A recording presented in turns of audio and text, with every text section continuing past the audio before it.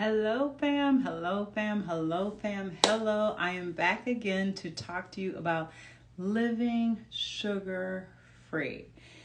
Yeah, so I wanted to come back on, and normally I come on Wednesdays, but this was just too good to hold on to. So, what I wanted to share with you is that I have experienced some positivity in terms of this sugar-free journey that I'm on. My husband and I both have experienced some positivity in that. But I hit a brick wall. And when it was coming to weight loss, I lost a few pounds on the sugar detox, but I wasn't losing what I was expecting. And mind you, as I mentioned to you, I was already on this sober journey, shout out to Sober Sis, where I was cutting back on my alcohol. And so I'm thinking, look, I minimized my alcohol. I also cut out the sugar. I already drink 12 cups of water a day. I work out 4 to 5 times a week in the morning, and I get in 8,000 steps a day. So what is really going on with my system? Now, I will tell you that I am 50 years old. I'm embarking on my 51st tour around the sun, my 51st summer on August 24th. So there are some differences when you turn 50. Obviously, hormones are different. Our metabolism is a lot slower. But I was trying everything and wasn't seeing results. So the most results that I've seen has been with this sugar fast. So I'm so glad that my husband encouraged me to do it. Did it for the minimum 21 days and still going strong with it. This is probably like day 45. But what I wanted to tell you, this is very important. You have to keep looking at the foods you are eating. I don't care if you're doing keto. I don't care if you're doing intermittent fasting. I don't care where you are in your journey. Continue to evaluate the foods you are eating. When I first started the sugar fast, I looked at the labels of most of my foods and determined, yeah, this is what I need to cut out. This had added sugar. This had total sugars, things that were above and beyond. But I noticed, and this was last week, I noticed that I was not losing weight. And I could not understand why, and I was getting very frustrated. So I'm going to tell you why you need to pay attention to the labels. You need to look at the ingredients, like read the ingredients, because I did not do a good job of that. It was my protein shake. So everything else was good, but I was consuming a protein shake, and I obviously did not read the ingredients thoroughly. Let me show you here. And no diss to Orgain, because it's good for people. It has, decent ingredients in it. I read all these ingredients here, like this down here. And the only sugar that I noticed that was added was stevia. So that was the only one that I noticed, right?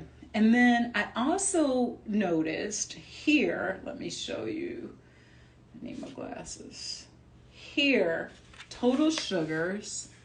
You're not going to really be able to see that. Total sugars, 0.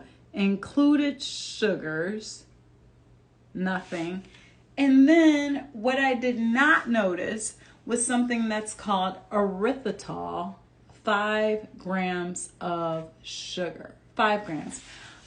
As some of you know, I am pescatarian, so I do not consume a lot of flesh. I mostly eat fish, and even with fish nowadays, with this synthetic food, I'm a little leery of fish, so I don't really consume that as much.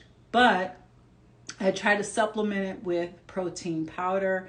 I'm not saying that's the best way. Doing it synthetic is not the best way, but it's what works for me. What I noticed is that I consume 2 to 3 of those shakes a day. I would say I'll say about 3 servings a day. And I was not losing any weight, and it was, for me, the erythritol. You might go, well, what is erythritol? Erythritol is a sugar alcohol. And for this for erythritol, for me, I don't want to consume it unless it's a plant or a fruit. And so if it's not monk fruit or if it's not stevia, which is a plant, then I don't want it. Erythritol is a man-made sugar, and it tastes, my understanding is, I haven't tried it yet. Well, I guess I did because I was doing this, but it tastes just like sugar. And it's a great sugar alternative because sugar, let's say that sugar has, there's 5 grams of sugar in something. Erythritol will have like 0.05% of grams of sugar. So it only gives you a fraction of what's in sugar. It tastes just as good as sugar is what I'm hearing. And so when you're cooking, it's a good alternative. But if you're just consuming it on a daily basis in a protein shake, probably not a good idea. So I'm not saying that erythritol is bad. What I am saying is that if you're going to do it, do so with a balanced perspective in mind. Make sure you do your research on erythritol. There is not a lot out there on it. There are some studies that say that it impacts the heart, it impacts blood pressure and all these other things. I'm not a doctor. I can't say all that. But what I'm saying is do the research and you determine for you if it's something that is beneficial for you. For me, it's a no-go. Not that much.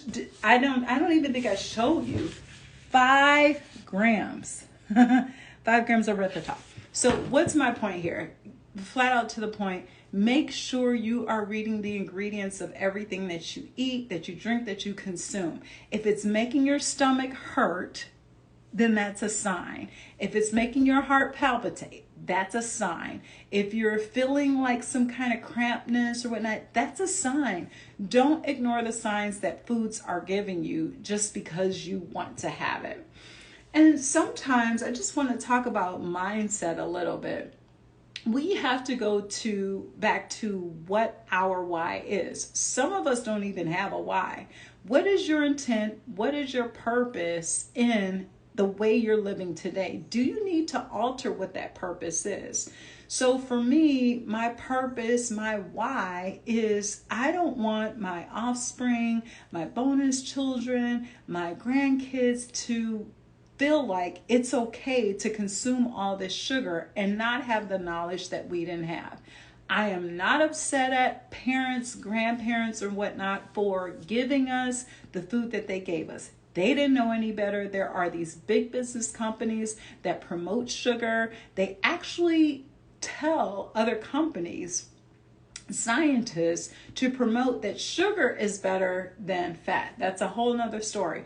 But I don't want people to believe that sugar is good for you when it's tearing us apart. So make sure you're reading the labels. Make sure you're sending, or I should say, make sure, hey, everybody, it's good to see you here. Make sure you're reading the ingredients and understanding what it is you're putting into your body. It's very critical. We get so complacent. We get so comfortable with what we're putting in our bodies, and we really don't think about what it is we're doing. Now, if you have any questions about it, feel free, even if you're watching the replay, please send me your questions and I will answer them for you or try to answer them for you. I am so passionate about this topic, and let me tell you why.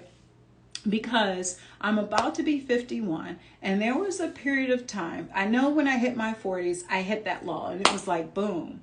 You're 40 and your metabolism has slowed down significantly. Even though I was working out all these other years, my metabolism slowed down. So all my 40s and unders, please, I want you to have your best life. I don't want you to get to this age and be struggling. And then when COVID happened, it began to be even more of a struggle because there's everything was shut down. So what are you supposed to do in terms of workouts and whatnot? So we're all cooped up in homes and we're eating whatever it is that we want to eat. And so I lost some momentum there. And then getting my momentum back in, like, let's say early 2022, I've been working out diligently 4 to 5 times a week since May 2022. And noticed that there was not a significant change in my weight. That's when I decided to do the sugar fast. But I tried different things, intermittent fasting, letting go of alcohol, walking, like I said, all these different things that you do. And you have to figure out what works for your body. And so I want to be able to let you guys know what it is that is healthy. Thank you, Nubian Serenity, for joining. Sip and Style Designs, thanks for joining. Alpine 3, of course, thank you for joining. Please let me know if you have any questions. I will be back on. And one of the things that I want to share is like, well, what can you consume? Because I think that's really a problem for people. They're like, well, I feel like, I'm giving up so much. What can you consume? I want us to just change our mindset and not have this mindset of depravity, or as my sober sisters, again, shout out to sober sisters, would say, fear of missing out, but have more of a joy of missing out, because you're not really missing out on something that's harming you. And I'm just going to say it. I'm going to be an advocate of saying that sugar is not good for us. It is not good for us. We can do it in small portions. We can balance it out, but what it does to our skin, and I'll say right now, I don't have a filter. I don't have any makeup on. This is because of doing sugar detox and everything else.